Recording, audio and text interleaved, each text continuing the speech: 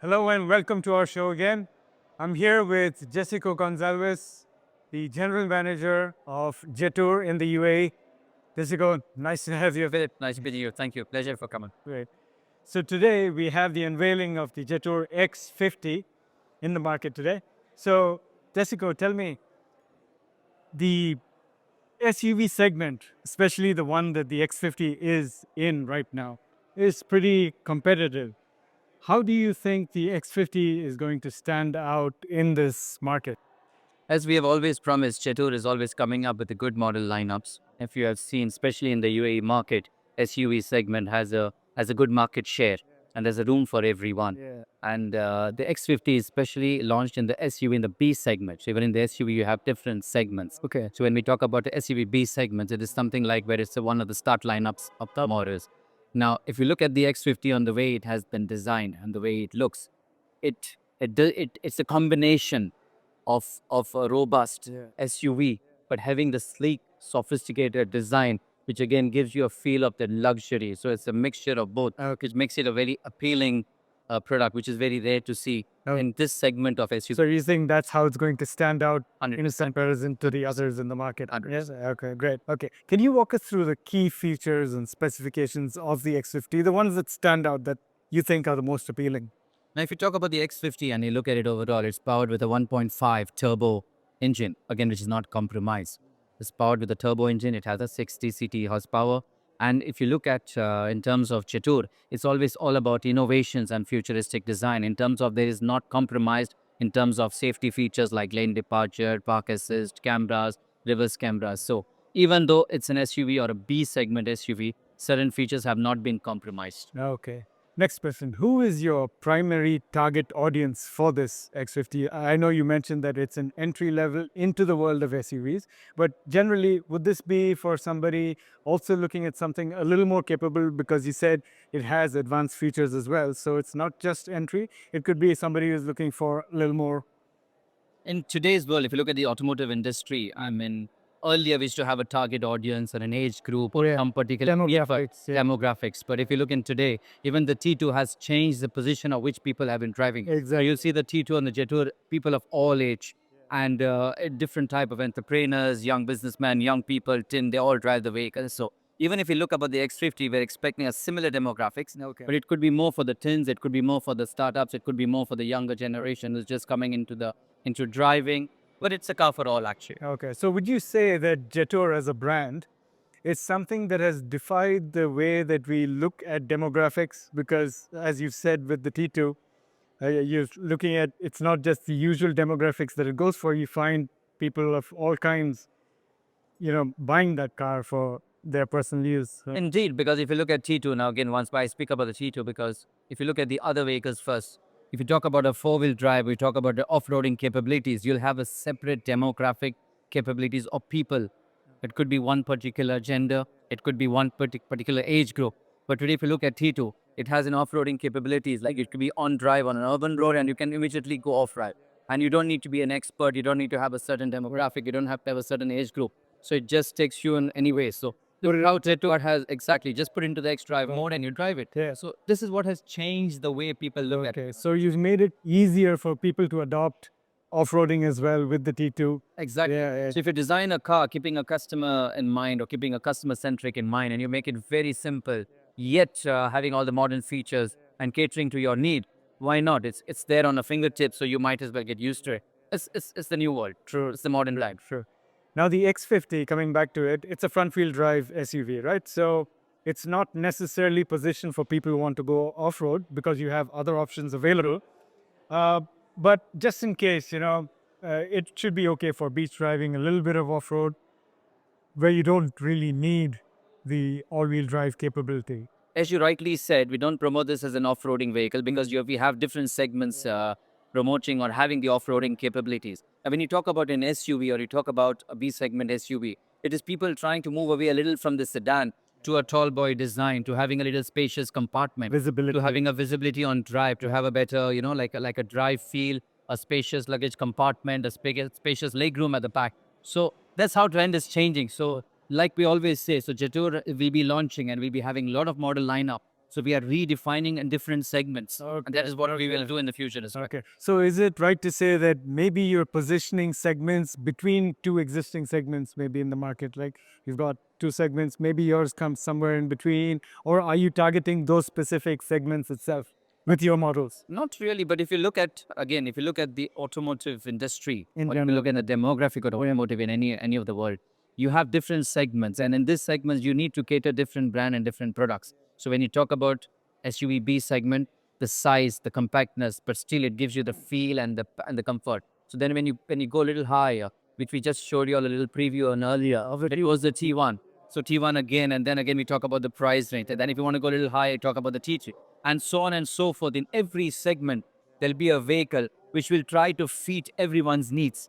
So it could be when the end user or a customer has different requirements, different demographics, the way he wants his vehicle to be. So you'll be having a model for each one in time. Okay, great. In terms of after sales service and warranties, what does the X50 offer? Like as a dealer, I mean, what are the after sales?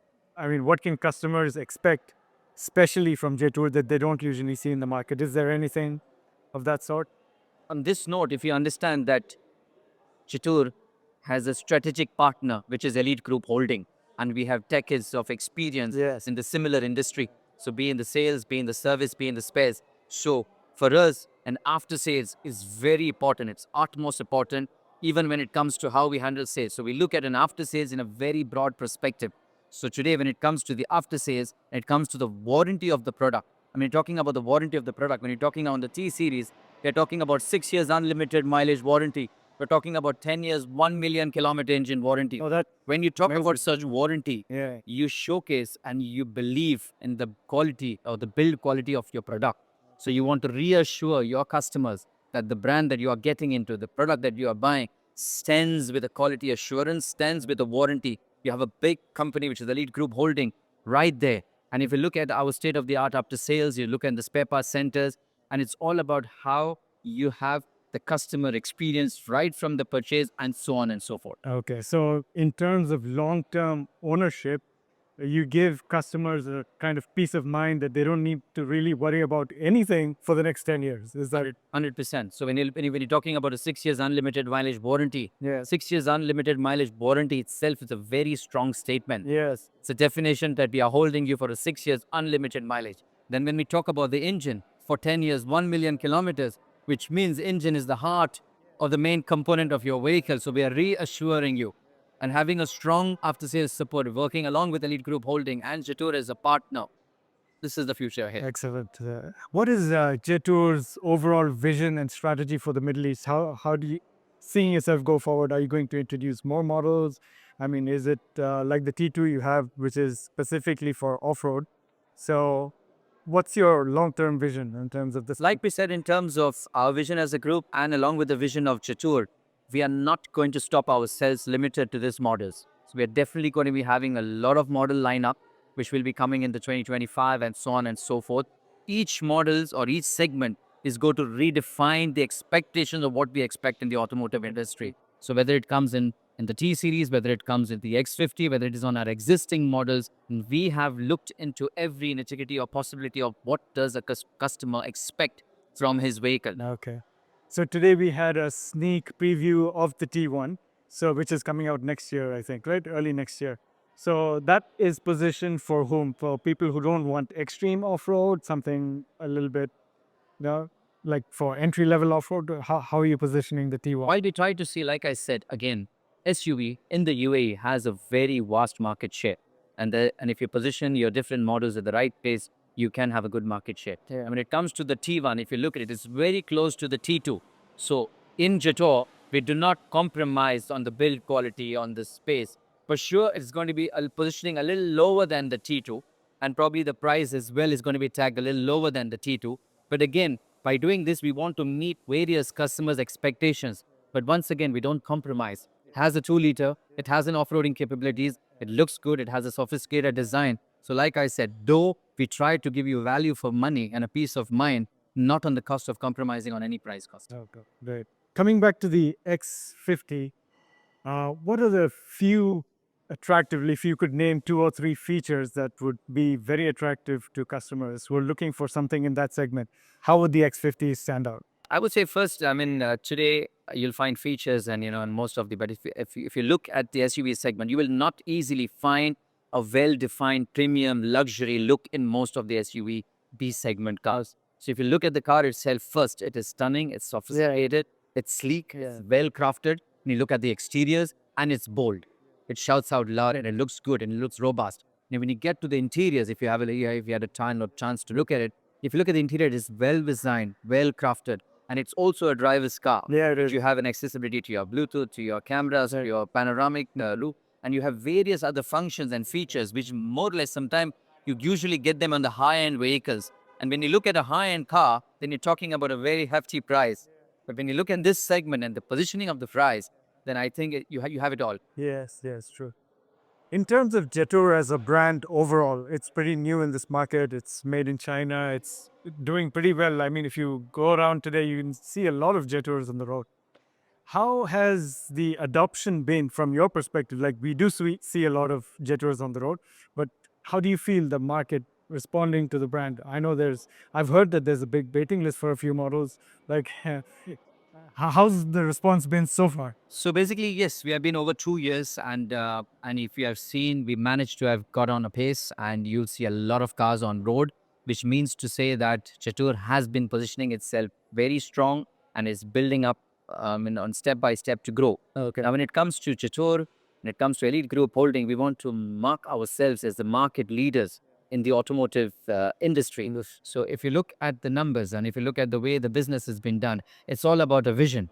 Our vision is to have a great customer centric, be it into the sales, be it after sales, be into the spare, have different models, have a good build quality, have an assurance to the customer. We want to change the way we do business in the not like the traditional way, but we are more into the innovative, futuristic, and we are here to grow. Oh, great, great. In terms of electrification, plug-in hybrids, is Jetour going to get into that in the near future, or what is for any of the available models? Or In terms of today's world and in terms of you're looking in the future, electrification or PHAV or EV and all these things, it's an inevitable change. We have to move towards that.